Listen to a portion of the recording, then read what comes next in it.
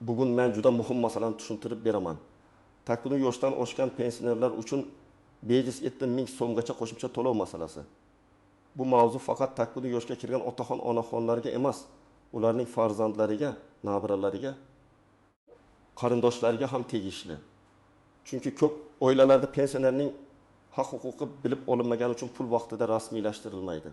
Ayrim hollarda esa odamlar o'zlariga tegishli qo'shimcha to'lovni umuman olmay yurishadi. Men bugun sizga oddiy tilda tushuntiraman. Bu qo'shimcha to'lov kimlarga tegishli, qachondan boshlab beriladi, qanday holatlarda berilmasligi yoki kechikishi mumkin, qaysi hujjatlar kerak bo'ladi, qayerga murojaat qilish lozim. Ma'lumot siz va yaqinlaringiz uchun juda muhim bo'lishi mumkin. Shuning uchun hoziroq kanalga obuna bo'ling, videoga like bosing.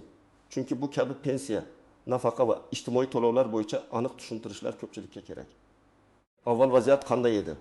Ko'p pensionerlar pensiya oladi, lekin pensiya tarkibida qanday qo'shimchalar borligini aniq bilmaydi. Masalan, odam yoshi 80 mingga to'lgan, lekin u oddiy pensiyasini olib yuraveradi. Farzandlari ham pensiya o'zi avtomatik oshsa kerak deb o'ylaydi.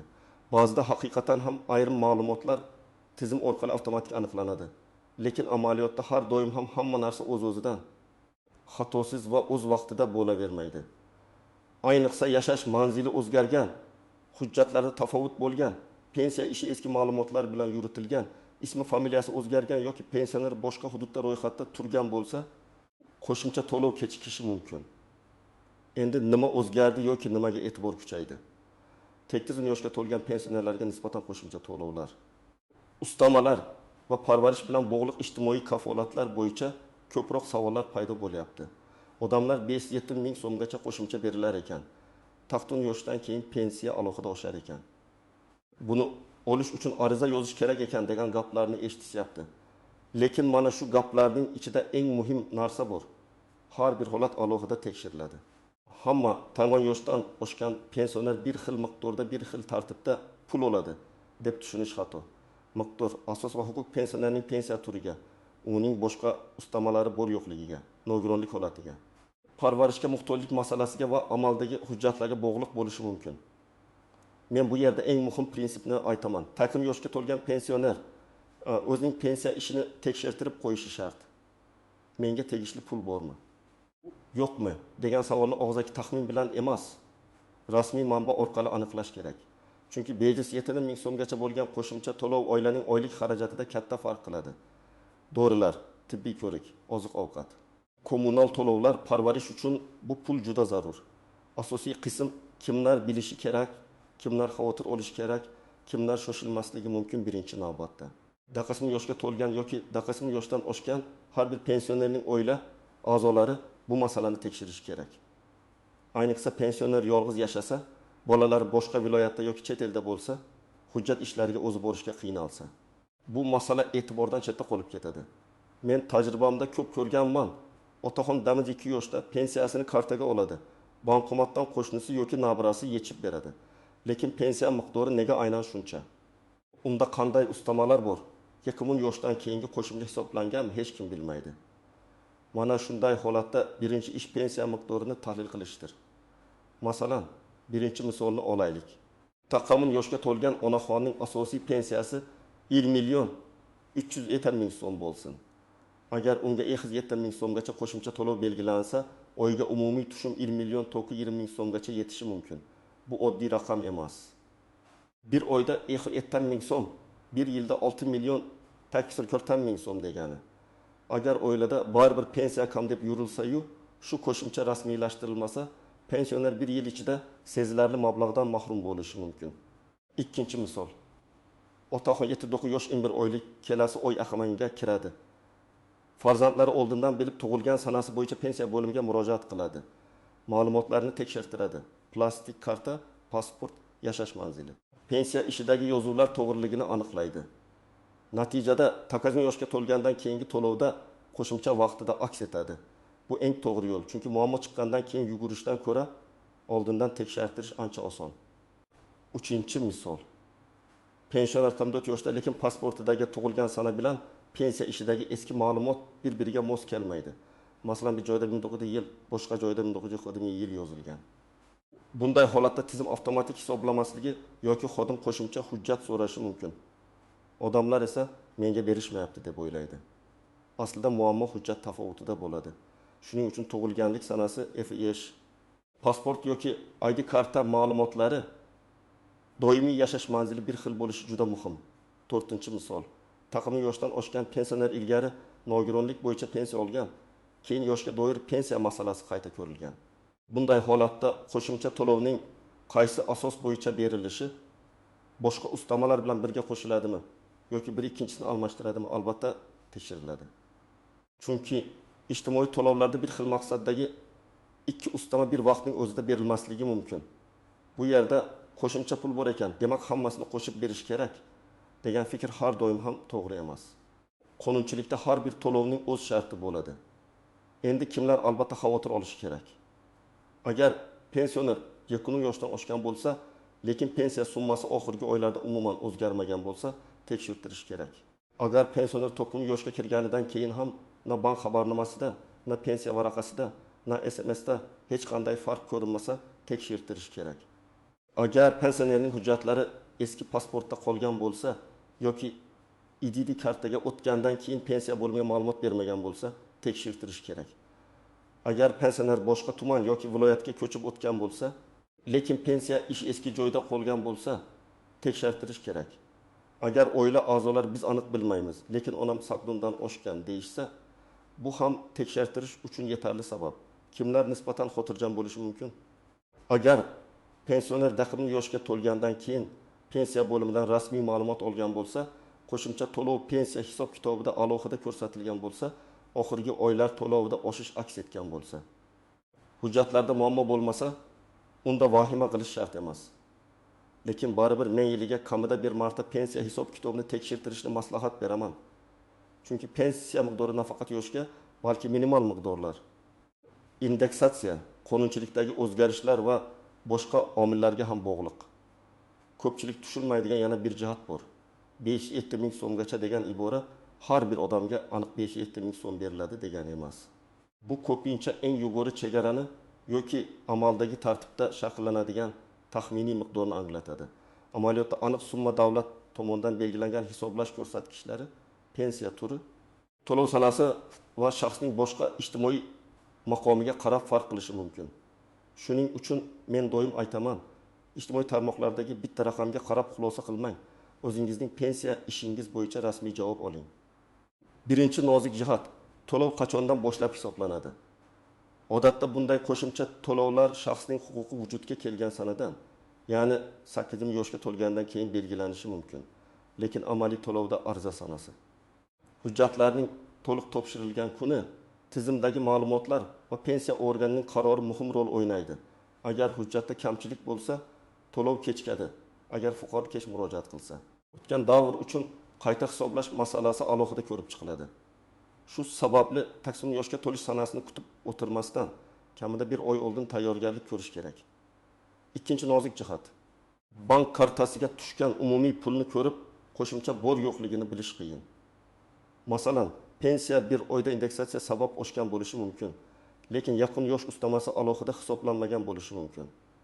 Yoki aksincha, qo'shimcha hisoblangan, lekin boshqa qarzdorlik, aliment, kredit ijrosi yoki ortiqcha to'langan summani ushlab qolish sabab umumiy tushum kutilganidan kamroq bo'lishi mumkin.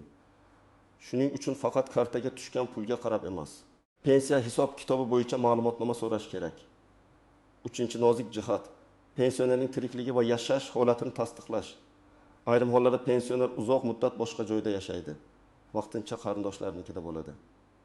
Davolanishda bo'ladi yoki chet elga ketgan bo'ladi.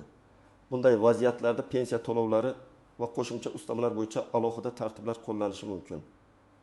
Ayniqsa vakil orqali pul olinayotgan bo'lsa, ishonchnoma muddati, vakilning hujjatlari, pensionerning o'zi haqidagi ma'lumotlar to'liq va yangilangan bo'lishi kerak.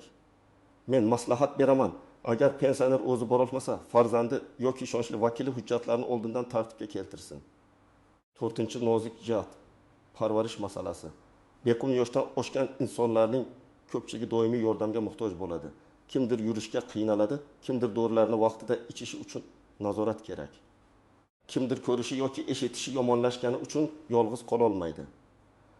Ayrim to'lovlar ayni yosh bilan bog'liq bo'lsa, ayrimlari parvarish, nogironlik, o'zgalar yordamiga muhtojlik bilan bog'liq bo'lishi mumkin. Bu ikki narsani adashtirmaslik kerak. Yoshga bog'liq qo'shimcha bir asos, parvarishga bog'liq yordam boshqa asos bo'lishi mumkin. Agar pensionerning sog'ligi og'ir bo'lsa, faqat taqudu yosh ustamasi bilan cheklanmasdan, tibbiy mehnat ekspertizasi, nogironlik guruhi yoki parvarish bo'yicha boshqa ijtimoiy yordamlar bor yo'qligini ham aniqlash kerak. 5-nozik jihat: ijtimoiy tarmoqlardagi yolg'on va chala ma'lumotlar. Hozir hamma ketkamin yoshdan oshganlarga etdan ming beriladi. Faqat mana bu havolaga kiring degan xabarlar ham uchraydi. Bunday havolarga pasport ma'lumotlari, karta raqami, SMS kod, PIN kod kiritish mutlaqo mumkin emas. Davlat to'lovlari hech qachon shubhali saytlar orqali karta paroli so'rab rasmiylashtirilmaydi. Agar sizdan SMS kod so'rashsa, bilingki, bu firibgarlik bo'lishi mumkin. Pensiya masalasida faqat pensiya jamg'armasi, Davlat xizmatlari markazi, My.Bog.Gov, Uz kabi rasmiy kanallar yoki mahalla orqali rasmiy yo'l bilan murojaat qiling. 6-nozik jihat: mahalla aytdi, qo'shni oldi, qarindoshimga berishdi degan gaplar yetarli asos emas. Gaplar sizga yo'l ko'rsatishi mumkin. Lekin har bir pensionerning pensiya tarixi boshqa. Bir odam yoshga doir pensiya oladi. Ikkinchisi boquvchisini yo'qotganda pensiyasini oladi. Uchinchisi nogironlik pensiyasida, to'rtinchisi ijtimoiy nafaqada bo'lishi mumkin. Ularning qo'shimcha to'lovga huquqi bir xil bo'lmasligi mumkin. Shuning uchun falonchiga berildi, menga ham aynan shuncha berilishi kerak deb bahslashishdan oldin o'z pensiya ishingiz bo'yicha rasmiy hisob-kitobni oling. 7-nozik jihat: ortiqcha to'lov xavfi. Ba'zan tizimda xato bo'lib, shaxsga tegishli bo'lmagan summa to'lanishi mumkin. Keyin davlat organi bu ortiqcha to'lovni qaytarishni talab qilishi ehtimoli bor. Shuning uchun agar birdan katta summa tushsa va siz uning nimaga tushganini bilmasangiz, uni darhol sarflab yubormang. Avval pensiya bo'limidan tushuntirish oling. Aks holda keyinchalik men bilmagandim deyish muammoni hal qilmasligi mumkin. 8-nozik jihat: kechikkan to'lovni talab qilish. Agar pensioner taxmin yoshga to'lgan, lekin bir necha oy qo'shimcha to'lov olmagan bo'lsa, endi bo'ldi, o'tib ketdi deb qo'l siltamaslik kerak. Rasmiy ariza bilan qayta hisob-kitob so'rash mumkin. Arizada taktazun yoshga to'lgan sanamdan boshlab menga tegishli qo'shimcha to'lovlar hisoblanmaganini tekshirib berishingizni va asos bo'lsa qayta hisob-kitob qilishingizni so'rayman deb yoziladi. Bu juda muhim jumla. Chunki siz shunchaki og'zaki so'rasangiz, javob ham og'zaki bo'lib qolishi mumkin. Yozma ariza esa rasmiy javob olish imkonini beradi. Endi men sizga aniq qadamlarni aytaman. Agar oilangizda tekin yoshga to'lgan yoki undan oshgan pensioner bo'lsa, birinchi qadam: hujjatlarni tekshiring. Pensionerning pasporti yoki ID kartasi, JSHR raqami, pensiya guvohnomasi yoki pensiya tayinlangani haqidagi ma'lumot. Bank plastik kartasi, yashash manzili bo'yicha ro'yxat ma'lumotlari, agar bo'lsa nogironlik hujjatlari tayyor tursin. Agar pensioner o'zi bora olmasa, vakil borishi uchun ishonchnoma kerak bo'lishi mumkin. Ikkinchi qadam: pensiya bo'limiga yoki davlat xizmatlari markaziga murojaat qiling. Murojaatda bitta savolni aniq qo'ying. Taxmin yoshga to'lgani munosabati bilan menga qo'shimcha to'lov yoki ustama belgilanganmi? Agar belgilanmagan bo'lsa, sababini yozma tushuntirib berishingizni so'rayman. Mana shunday aniq savol xodimga ham masalani to'g'ri ko'rib chiqishga yordam beradi. Pensiyamni oshirib bering deb umumiy aytishdan ko'ra aniq asosni ko'rsatish foydaliroq. 3-qadam: yozma ariza nusxasini saqlang.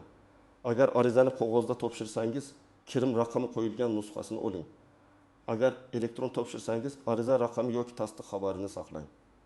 Keyin javob kechiksa yoki masala cho'zilsa, sizda dalil bo'ladi.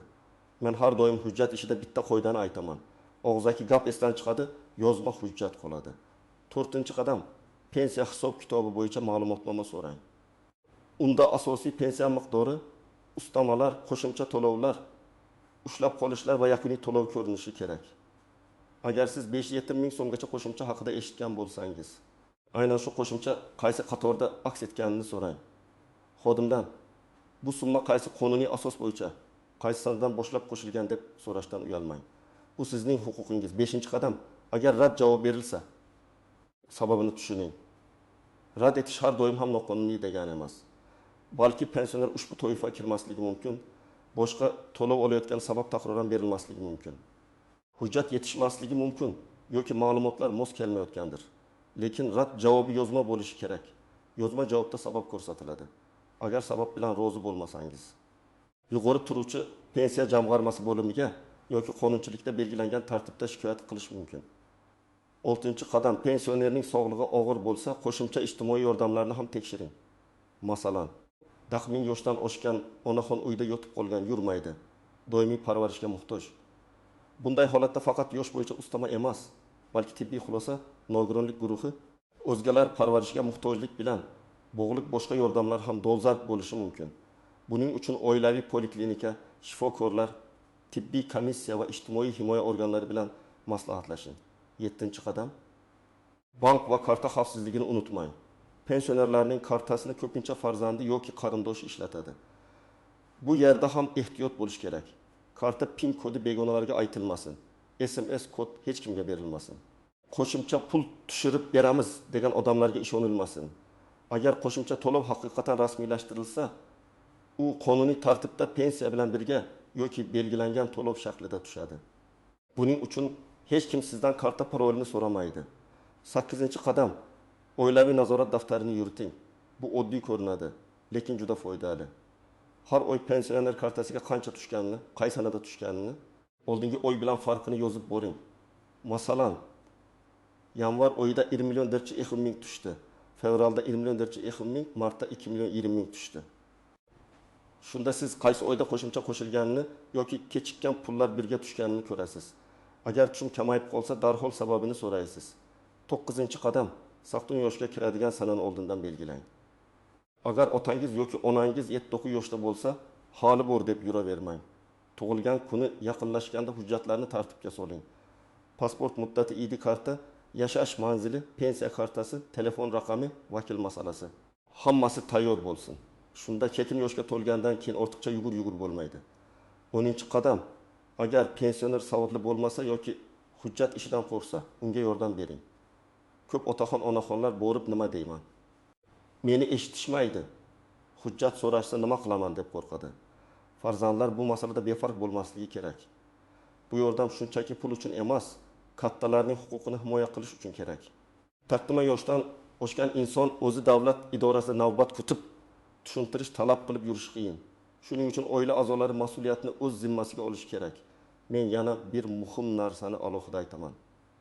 Agar siz pensioner nomidan murojaat qilayotgan bo'lsangiz, doim hurmat va aniqlik bilan gapiring. Xodimdan janjal bilan emas, hujjat bilan javob talab qiling. Menga falonchiday qilib bering demang. Onamning yoki otamning pensiya ishini kimdir yoshga to'lgani munosabati bilan tekshirib, qo'shimcha to'lov bor yo'qligi haqida yozma ma'lumot berishingizni so'rayman. Deng. Mana shu yondashuv eng samarali. Bugungi mavzuning asosiy mazmuni shuki, 1000 yoshdan oshgan pensionerlar uchun 507 ming so'mgacha qo'shimcha to'lov masalasi juda muhim, lekin uni hamma bir xil tushunmasligi kerak. Kimga beriladi, qancha beriladi, qachondan beriladi? Boshqa ustamalar bilan qanday hisoblanadi? Bularning barchasi pensionerning aniq holatiga bog'liq. Eng to'g'ri yo'l hujjatlarni tekshirish, pensiya bo'limiga rasmiy murojaat qilish. Hisob kitob ma'lumotnomasini olish va kerak bo'lsa qayta hisob kitob talab qilish. Agar oilangizda haqli yoshdan oshgan otaxon yoki onaxon bo'lsa, bu videodan keyin masalani ertaga emas, bugunoq tekshiring. Balki hammasi joyidadir. Balki siz bilmagan qo'shimcha to'lov bor. Balki bir necha oylik farqni qayta hisoblatish kerakdir. Buni faqat rasmiy tekshiruv orqali bilasiz. Sizning oilangizda oxirgi yoshdan oshgan pensioner bormi? Qo'shimcha to'lov olishyaptimi yoki hali tekshirtirmadingizmi? Izohlarda yozib qoldiring. Boshqalarga ham foydasi tegadi. Videoga like bosing, kanalga obuna bo'ling va yaqinlaringizga ulashing. Chunki bitta ulashilgan ma'lumot bir pensionerning o'z haqini olishiga sabab bo'lishi mumkin.